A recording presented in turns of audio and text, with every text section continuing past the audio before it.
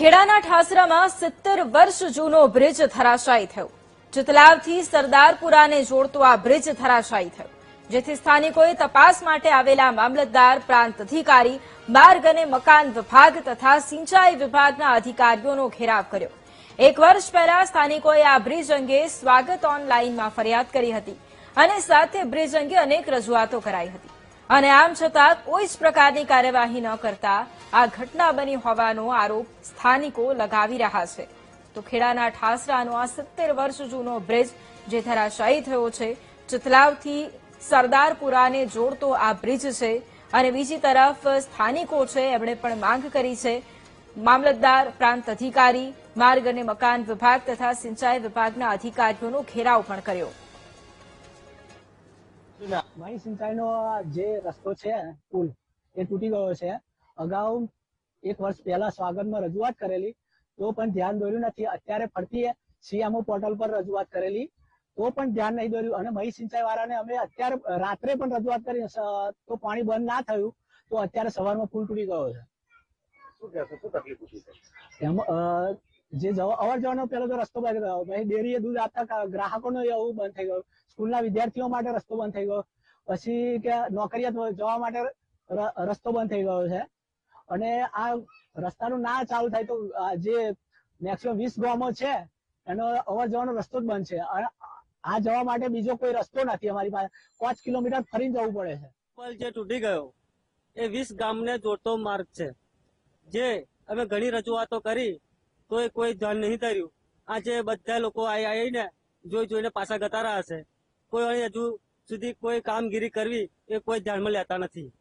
જે નિગમ વાળા અને સિંચાઈ વિભાગ વાળા આવ્યા છે પણ હજુ અને કોઈ નિવાકરણ આવી શકતે નહીં। જે અમારે ખેતી કરવી હોય, ટ્રેક્ટર છે, લાકડું કોઈ લઈ જવું હોય તો બી આ રસ્તો અમારો છે। તો સ્કૂલના છોકરાઓ ઘણા એ બાજુના છે સીમ વિસ્તારમાં, એ પણ આવવામાં તકલીફ વાળો મુકાઈ ગયું છે। આ બ્રિજ તૂટવાથી સરદારપુરા, ચિતલાવ, કંથરાઈ, ગજાપુરા, ભોઈપુરા, રાણીયા, આપણે બદરાસા, આ બધા જ બદરાસા બાજુના હોવ નોકરિયાત વર્ગ જે આપણે મંજુસર જાય છે, આ બ્રિજ ઉપર થઈને સીધા નીકળી જાય છે।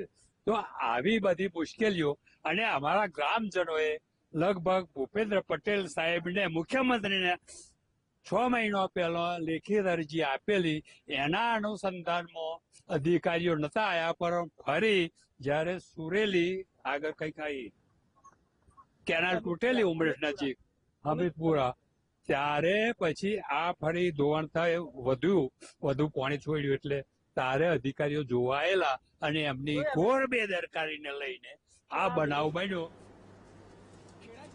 ઠાસરા તાલુકામાં જે ચિતલાવ અને સરદારપુરાને જોડતો કાંસ પરનો જે બ્રિજ છે, આજે જે બપોરના અરસામાં તૂટી પડ્યો છે। આ એ દ્રશ્યો બતાવી રહ્યો છું, જે બ્રિજ તૂટી પડ્યો છે।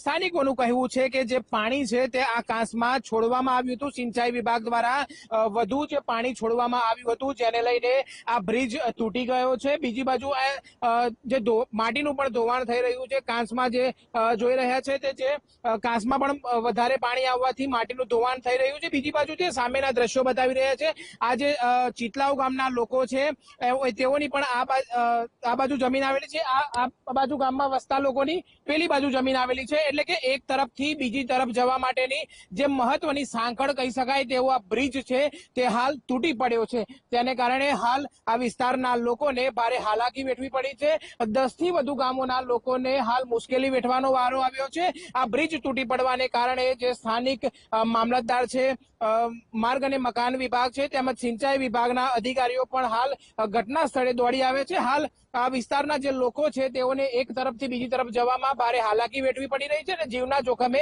આ પાણી ભરેલા કાંસમાંથી હાલ પસાર થઈ રહ્યા છે। ત્યારે સ્થાનિક પોલીસ પણ અહીં ગોઠવી દેવામાં આવી છે કે કોઈ પણ જીવના જોખમે આ પ્રકારની મુસાફરી ને ખેડે તે માટે તકેદારી રાખવામાં આવી છે। પરંતુ અહીં મહત્વનો સવાલ એવો ઉભો છે કે આવડી મોટી ઘટના બની, પરંતુ હજી સુધી તે તંત્રની બેદરકારી સામે આવી છે, તેને લઈને લોકોમાં તંત્ર સામે આક્રોશ વ્યાપ્યો છે। Nikhil Bhoi, VTV news, Thasra.